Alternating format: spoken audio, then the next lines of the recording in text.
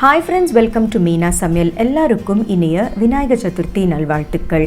இந்த வருஷம் விநாயக சதுர்த்தி நெய்வேத்தியத்துக்கு நம்ம பார்க்க போகிற ரெசிபி வந்து சாக்லேட் மோதக். சாக்லேட் மோதக்லேயும் 2 வேரியேஷன்ஸ் காட்ட போகிறேன். One is the white chocolate modak, the other one is the regular milk chocolate modak. முதல்ல நம்ம ஒயிட் சாக்லேட் மோதக் எப்படி செய்கிறது அப்படிங்கிறத பார்ப்போம். ஒரு பேனை ஹீட் பண்ணிக்கலாம். தேவையான அளவு நெய் விட்டதுக்கு அப்புறமா சுகர்லெஸ் பால்கோவா, அதாவது சர்க்கரை இல்லாத பால்கோவாவை சேர்த்துட்டு நல்லா சூடு படுற வரைக்கும் நல்லா ஸ்டியர் பண்ணி விட்டுக்கிட்டு வரலாம். சூடு பட ஹீட் ஆக ஆக பால்கோவா வந்து கொஞ்சம் சாஃப்ட் ஆகும். தேவையான அளவு சர்க்கரை சேர்த்து நம்ம கண்டினியூஸாக ஸ்டியர் பண்ணிக்கிட்டு வரலாம். சர்க்கரை வந்து பால்கோவாவோட சேர்த்து டிசால்வ் ஆகும்போது கன்சிஸ்டன்சி வந்து லூஸ் ஆகும். நல்ல ஒரு பிளெண்டிங் டெக்ஸ்டருக்கு வந்துட்டு இருக்கு பாருங்க. இந்த ஸ்டேஜில் கன்சிஸ்டன்சியை வந்து பேலன்ஸ் பண்ணுறதுக்கு டெசிகேட்டட் கோகனட் வந்து அடுத்து நம்ம சேர்க்க போகிறோம். டெசிகேட்டட் கோகனட் அப்படிங்கிறது வந்து காஞ்ச கொப்பரை, அதாவது மார்க்கெட்டில் இந்த மாதிரி அவைலபிளாக இருக்குது, அதுவும் சேர்த்துக்கலாம். ஃப்ரெஷ் கோகனட் சேர்க்கணும் அப்படின்னு நினைக்கிறவங்க கொஞ்சம் அதிகபட்சமாக ஸ்டியர் பண்ண வேண்டியது இருக்கும். கன்சிஸ்டன்சி லெவல்ஸ் பேலன்ஸ் பண்ணுறதுக்கு இன்னுமே கூட கொஞ்சம் டெசிகேட்டட் கோகனட் சேர்த்துட்டு நல்ல ரோலிங் கன்சிஸ்டன்சி வந்ததுக்கு அப்புறமா ஒரு பவுலில் ட்ரான்ஸ்ஃபர் பண்ணிக்கலாம். ஸோ ஒயிட் சாக்லேட் மோதக்கு உண்டான அவுட்டர் மாவு இஸ் ரெடி. அடுத்து நம்ம பார்க்க போகிறது த மில்க் சாக்லேட் மோதக். ஒரு பேனை ஹீட் பண்ணதுக்கு அப்புறமா தேவையான அளவு நெய் சேர்த்துட்டு நம்ம சுகர்லெஸ் பால்கோவாவை சேர்த்துக்கலாம். அதாவது த சேம் வே சர்க்கரை இல்லாத பால்கோவா. இதுக்கு ஸ்வீட்னஸ்க்கு வந்து நான் ப்ரௌன் சுகர் சேர்த்துருக்கேன்.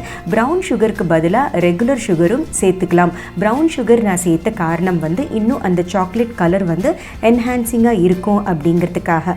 அடுத்து வந்து either cocoa powder or drinking chocolate powder சேர்த்துக்கலாம். இது மூணுமே நல்லா கம்பைன் ஆகிற வரைக்கும் நல்லா ஸ்டியர் பண்ணிக்கிட்டு வரலாம். அடுத்து டெசிகேட்டட் கோகனட் சேர்க்கும் போது நம்மளுக்கு கன்சிஸ்டன்சி லெவல்ஸ் வந்து பேலன்ஸ் ஆகும். பத்தாத அளவுக்கு இன்னுமே கூட கொஞ்சம் டெசிகேட்டட் கோகனட் சேர்ந்து நல்ல ரோலிங் கன்சிஸ்டன்சி வர வரைக்கும் நல்லா ஸ்டியர் பண்ணி விட்டுக்கலாம். பேனுக்கு ஒட்டாதபடி நல்லா சுருண்டுட்டு வரும்போது நம்ம ஒரு பவுலுக்கு ட்ரான்ஸ்ஃபர் பண்ணி விட்டுக்கலாம். இப்போது மில்க் சாக்லேட் மோதக்கு உண்டான அவுட்டர் மாவு இஸ் ஆல்சோ ரெடி. அடுத்து இந்த மாதிரி ஒரு மெட்டல் மோல்டு தான் நான் சூஸ் பண்ணியிருக்கேன். மோல்டில் வந்து மாவு ஃபில்லப் பண்ணுறதுக்கு முன்னாடி ஒரு ப்ரஷ்ஷால் நெய்யை வந்து க்ரீஸ் பண்ணி விட்டுக்கலாம். இந்த மாதிரி க்ரீஸ் பண்ணும்போது தான் டீமோல்ட் பண்ணும்போது ஒட்டாமல் நம்மளுடைய மோதகம் வந்து ஃப்ரீயாக வெளியில் வந்துடும்.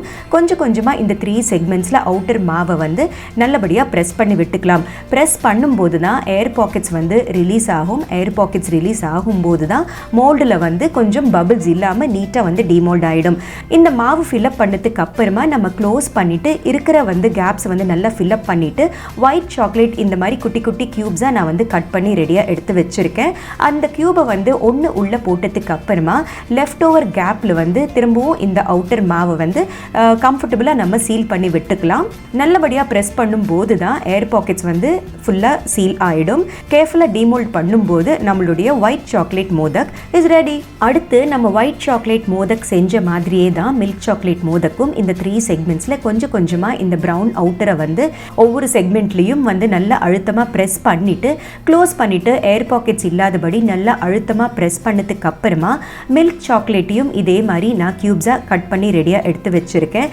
அதில் ஒரு க்யூபை வந்து சென்டரில் ப்ளேஸ் பண்ணதுக்கு அப்புறமா இந்த அதர் கேப்பை வந்து நம்ம ஃபில்அப் பண்ணுற மாதிரி கொஞ்சம் மாவு எடுத்து நல்லபடியாக ப்ரெஸ் பண்ணிவிட்டு கேர்ஃபுல்லாக டீமோல்ட் பண்ணும்போது our milk chocolate modak is also ready. Chocolate மோதகம் அப்படிங்கிறது வந்து ஒரு வேரியேஷன் காட்டணும் அப்படிங்கிற ஒரே காரணத்துக்காக தான் இந்த வருஷம் நான் சாக்லேட் மோதக்கை சூஸ் பண்ணியிருக்கேன்.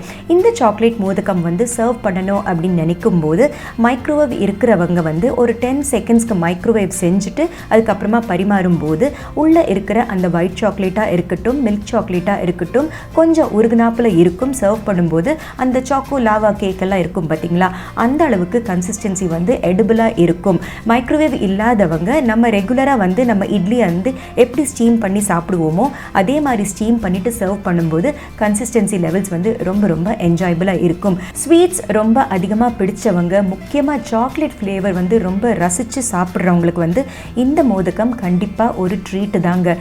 போன வருஷம் விநாயக சதுர்த்திக்கு வந்து ட்ரெடிஷ்னல் கொழுக்கட்டைக்கு வந்து நான் 10 வகையான பூர்ணம்ஸ் செஞ்சுருந்தேன். அதில் 5 வந்து ஸ்வீட் பூர்ணம்ஸ் அண்ட் அதர் 5 வந்து சேவரி பூர்ணம்ஸ் செஞ்சுருந்தேன். இந்த வீடியோடைய லிங்க் வந்து கீழே டிஸ்கிரிப்ஷன் பாக்ஸில் கொடுக்குறேன், மறக்காமல் செக் பண்ணுங்கள்.